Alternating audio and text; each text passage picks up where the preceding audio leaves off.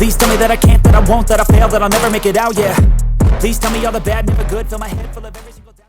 Overcoming obesity is one of the most misconceived topics that a lot of trainers and especially fitness influencers tend to get wrong. For those that have been healthy basically their entire lives, it's hard for them to grasp what it takes for a person who's overweight or obese to lose the weight. In most occasions, they tend to overly generalize and overly simplify it to you just gotta be in a caloric deficit and your weight will fall right off. Technically, that is correct, but ask any person who struggled with losing weight and you'd get a much different answer. And then there are those people who were overweight or obese and lost a good amount of weight, and they tend to simplify their explanation that what worked for them can be universal and work for everybody else. Again, it's not that simple. Maybe it's my experience in working with such a wide variety of people or my advanced education in nutrition that has led me to accept that weight loss journeys for each person is going to be different.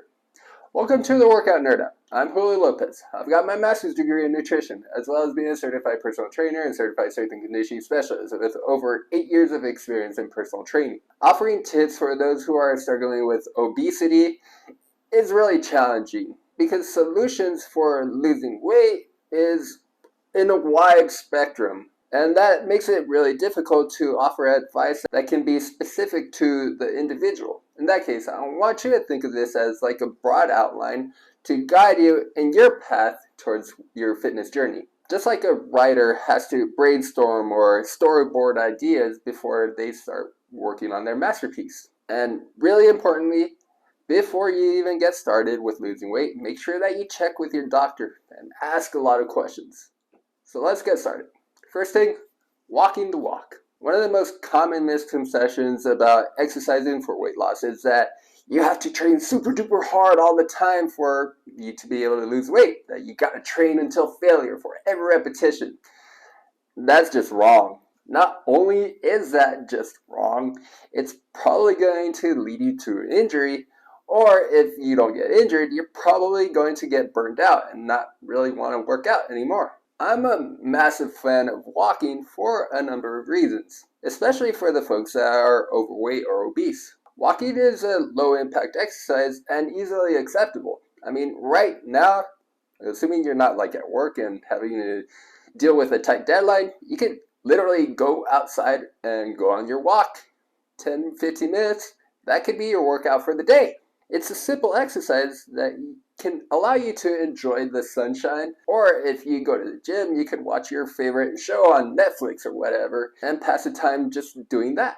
Walking can improve cardiovascular health by lowering blood pressure and reducing the risk of heart disease. It can also improve lung function and increase circulation, which leads to overall improved health. If it's been a while since you worked out, or you're totally new to working out, you're actually in the lucky group because you can literally grow muscle at a faster rate than people who have been training for a while. In that case, even walking can actually make you grow muscle in your legs and your glutes. Growing this muscle mass can help build up your metabolism, which allows you to burn off calories more easily. And as you walk consistently, you'll notice that your endurance will start to increase, allowing you to walk longer distances or even walk faster, which could then mean you can burn more calories. The second thing, home workouts. Are you nervous about going to the gym? If you are, don't worry about it because you can get a really good workout just in the comfort of your own home. And good thing is that you don't have to break the bank to get all this fancy equipment either. In fact, most people who are overweight or obese can get really great workouts just using their own body weight, or if you've got bands available, same thing with that. Home exercises such as squats, lunges, push-ups can help individuals with weight loss by burning more calories and helping to build more muscle mass. They're a low-impact way to increase physical activity and can be done at home without any special equipment. So yeah, you don't have to go to the gym to do that. If your strength isn't quite there yet to do a standard push-up, you could do a modified push-up where you're on your knees, or if even that is too difficult for you, you can do it up against your wall or using a couch. Remember this, you don't need all the fancy equipment that they have at your gym to be able to get a great workout. Especially if you're just a beginner, overweight, or obese, you can still make a lot of progress with home workouts. As you continue your workouts, you'll feel yourself getting stronger, being able to perform more repetitions, do more sets, shorten the rest breaks. This means that your progress is improving. Even if you're not seeing massive changes in the mirror or on the weight scale, you're building up strength, and could mean that you're building more muscle mass. Being fit is a lot more than just having shredded abs or a great butt, but it's also having more strength, more flexibility, better balance that allows you to live your best life. Consistent exercise, including the workouts that you can do at home, can lead to improved mobility and reduce risk of injury. And as you progress, one of the greatest benefits of doing these home workouts is not so much what's happening physically, but what's happening mentally. In my opinion, if you're starting to feel better about yourself since you've been working out consistently, I personally think that that is a much better victory than just seeing a little different number on the weight scale. The third thing, don't underestimate this one. Health starts in the kitchen. Let's be completely honest.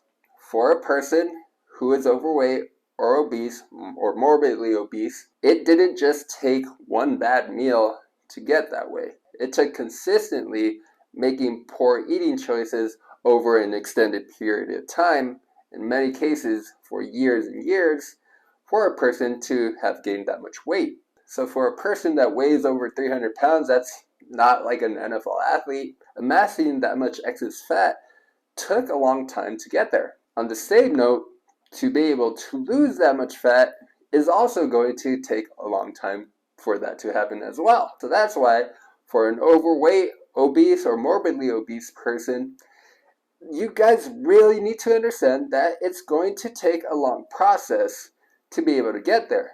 While exercising is a hugely beneficial part of the weight loss process, it's not the only thing that you need to be disciplined about. What I've learned in my 8 years of experience as a personal trainer is that it's not so much getting people to come over to the gym to work out, but one of the biggest problems with people to change their eating habits is that a lot tend to develop emotional attachments to some of their high-calorie indulgences. It takes a lot of effort to break down that emotional attachment and replace it with healthier foods. In my opinion, the best way to do that is with small, gradual changes can be the most effective strategy. Adding in whole, unprocessed foods like fruits, vegetables, lean protein items into a morbidly obese person's diet can make a massive impact in their overall health. These foods are typically low in calories and high in nutrients, thus helping more with the weight loss. As Americans, we've really grown accustomed to the supersized portions, whether at restaurants or even at home, which, of course, over time leads to overeating and gaining weight. Controlling portions is super important. One effective strategy is to use smaller plates. At home, of course, it's a lot easier. If you're eating out, you can ask the waiter or waitress to use a smaller plate, and the excess they could put in the to-go plate. You shouldn't feel like you're alone in your weight loss process. If you feel that you need some guidance and support, working with a nutritionist or registered dietitian can be a massively helpful investment. These professionals provide tailored recommendations and help a person with a healthy meal plan that meets their individually specific needs and goals. Additionally, joining a support group or working with a therapist can help with the emotional side.